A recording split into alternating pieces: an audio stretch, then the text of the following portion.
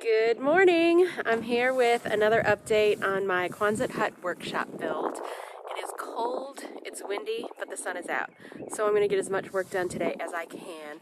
We've had a little bit of delay in the last week or so with a lot of storms, rain, uncompliant weather, but we should have a few days of sun here, and I'll give an update to where we are with the build. So we are almost through putting up this siding. We went with smooth Hardie board, same as the farmhouse that we renovated last year. And as you can see, we are almost done. This is the tricky side. Let me actually take you to the other side where we finished and kind of show what we have going on. We've got a big mess in here, lots of things concurrently going on. But this side was much more straightforward. It's the back side of the building. We just did straight all the way across, so it made it simpler. Now, I think I mentioned before, we're going to be following the same siding treatment as the farmhouse, which is a smooth fiber cement board siding. And then I did some really nice wide batten strips, 24 on center. And so really with these being 4 foot by 8 foot sheets, you get a batten strip at the seam and then just one batten strip in the middle. I tend to prefer batten strips not all tight and busy. I would say maybe 18 on center was the tightest I was willing to go, but it worked out perfectly because I wanted a little bit wider, and with 4 foot boards, you can easily do 24 on center. I also didn't want to do a horizontal trim piece with the Quonset. I'll see if I can go give a glimpse of the side of my house. So with the house, the gable end walls, it made more sense to do a horizontal trim piece because it's split up and then it has a peak. So we did the 4 foot by 8 foot sheets there. And then at the top, we did that trim piece right there. Sorry, it's hard to see with the sun. And then we continue with the batten strips on top. Well, with my Quonset, because it's an arch shape and I really just kind of wanted to make it even cleaner and simpler without that horizontal trim piece where the board meets the bottom of the next board. We just did a really, really simple metal Z-flash. It's very subtle and slim, and when I paint this, you're not even gonna really be able to see it. You can, obviously right now it's just bare and you can see it, but it looks pretty clean. And even as you're driving by, you can barely see it. So once that's all painted and clean, I think it's gonna look nice. Just have the batten strips going up. The one thing about going into these metal studs that's different from the house is that we're gonna have to use different screws. So at every 4 feet, we have the seam on a stud. Wes is amazing on my crew, and he found these really kind of small head screws. So we're gonna have to pre-drill these because these are meant for wood. Sorry, it's hard to do one-handed. And these are not cheap, so we pretty much got exactly what we needed. But since we needed something a little bit more industrial to get these batten strips in, the ones that are gonna go into the studs are gonna pre-drill and get these guys in with a really small head. That's gonna help kind of mask the holes on the batten strips. And then the off stud row, we'll just get these guys to get those batten strips in. So I'm excited about the plan of action. Even in the nail hole patterns, we're gonna try to keep it as symmetrical as possible so that it just looks very intentional as we finish out this wall. The trickiest parts with this finishing is getting this exact angle tucked underneath here. These kind of cover trim pieces were provided by SteelMaster. We've kind of gone round and round on how we're gonna seal this. We initially talked about, to make this more of a finished look, putting some sort of block or something in there. I actually don't mind. Just looking at it like this, it doesn't look unfinished to me, but to make sure that's nice and tight, we're going to spray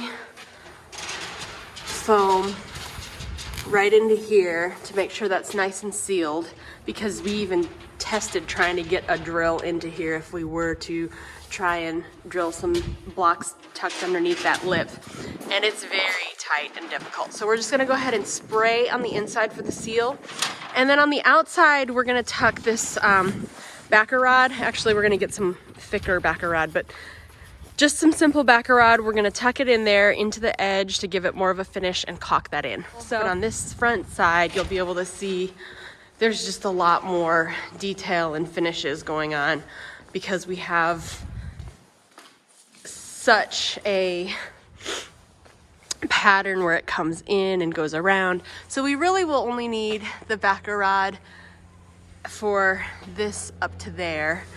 And this side just seems a little bit bigger of a gap, as you can see with my hand in there. So we're gonna throw some backer rod in there, caulk it in, and then I'll paint up right to it. You won't even be able to see it.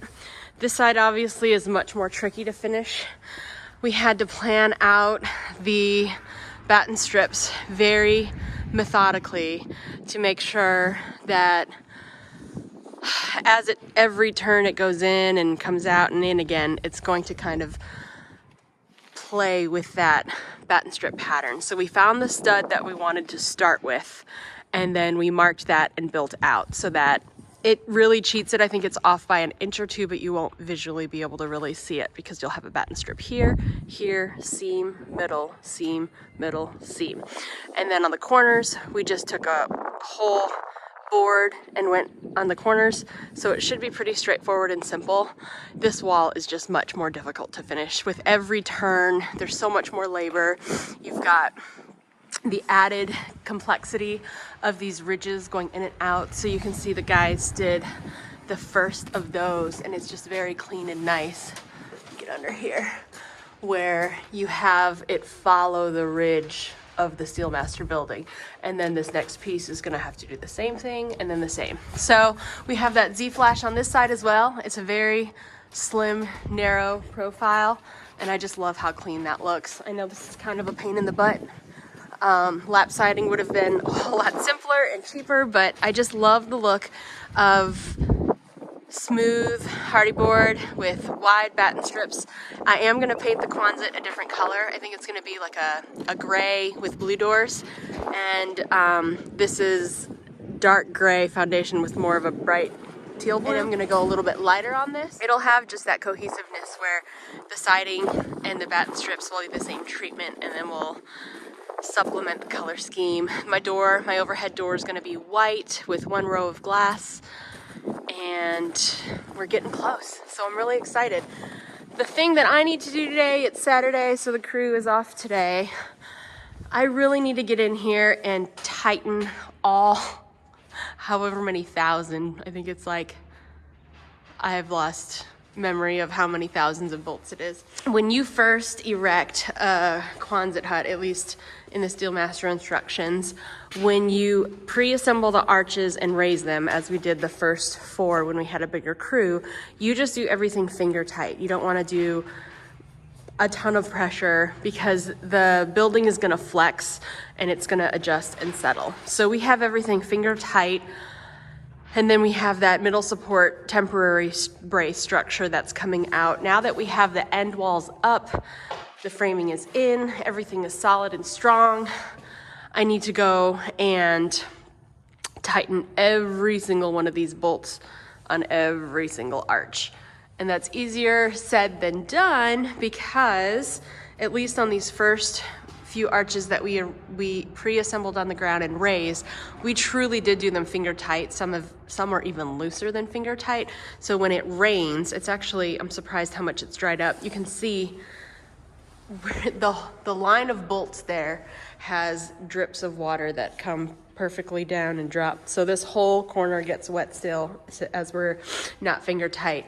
Now, as we finished and progressed, we had a smaller crew, so we weren't able to pre-assemble the arches and raise up. We had to build from each panel. So we did go a little bit tighter from the 5th arch on, so that you don't see as much leaking on these, but I still need to go climb on top of the roof. And the pain in the butt is you need someone on the inside with a socket or a wrench to hold the nut in place while I go on the roof and screw those in. So if I can get my husband out here today to just do the simple job of standing on scaffolding and holding onto the net while I climb up on the roof, I'm hoping to get that done today, and that will minimize the amount of moisture coming in. We also haven't caulked the outside of these industrial base connector plates, so we need to run a bead of caulk specifically made for metal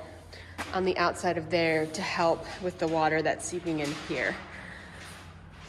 Other than that, I've got insulation here. I'm gonna insulate. I've got my exhaust fan that arrived.